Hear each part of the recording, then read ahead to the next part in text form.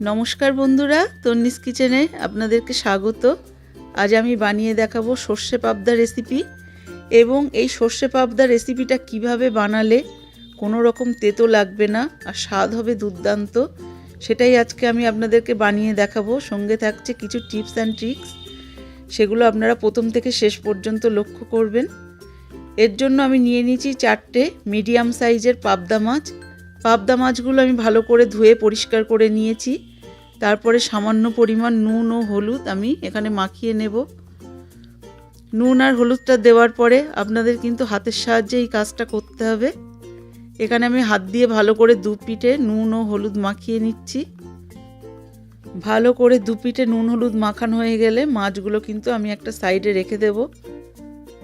এইবার আমি gas on করে দিয়ে গ্যাসের উপরে একটা প্যান বসিয়ে দিচ্ছি। দিয়ে দিচ্ছি 1 থেকে 2 টেবিল চামচ পরিমাণ সরষের তেল। এই রান্নাটা কিন্তু সরষের তেলেই করতে হবে। সরষের তেলটা গরম হয়ে গেলে আমি এর মধ্যে একে একে মাছগুলো ছেড়ে দিচ্ছি। এখানে 4টে মাছই আমি একসঙ্গে ভেজে নেব। এখানে কিন্তু মাছটা আমাদের গোল্ডেন ব্রাউন করে ভেজে নিতে হবে, খুব বেশি কড়া করে ভেজে নেওয়ার দরকার নেই। মাছের একটা পিঠ গোল্ডেন ব্রাউন হয়ে গেলে আমি কিন্তু মাছগুলো একে একে উল্টে দিচ্ছি। একে একে সবকটা মাছ আমি এখানে উল্টে দিলাম।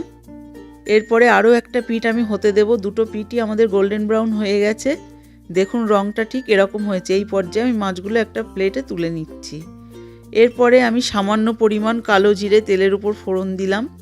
দিয়ে দিচ্ছি 3 টেবিল চামচ পরিমাণ সর্ষে বাটা। আমি এখানে কালো সাদা সর্ষে মিশিয়ে 3 টেবিল চামচ সর্ষে আর 3টে কাঁচা লঙ্কা একসাথে পেস্ট করে রেখেছিলাম। আর দিয়ে দিয়েছি 1 চা চামচ লঙ্কার গুঁড়ো আর হাফ চা চামচ হলুদ। এই হলুদ আর লঙ্কার গুঁড়োটা দেওয়ার পরে কিন্তু বেশ কিছুক্ষণ আমি একটু নাড়িয়ে নেব গ্যাসের ফ্লেমটা লোতে রেখে। দিয়ে দিলাম 3 থেকে 4টে কাঁচা লঙ্কা চেরা। আমি 30 সেকেন্ড মতো সর্ষেটা এরকম তেলের মধ্যে একটু নাড়িয়ে নিলাম।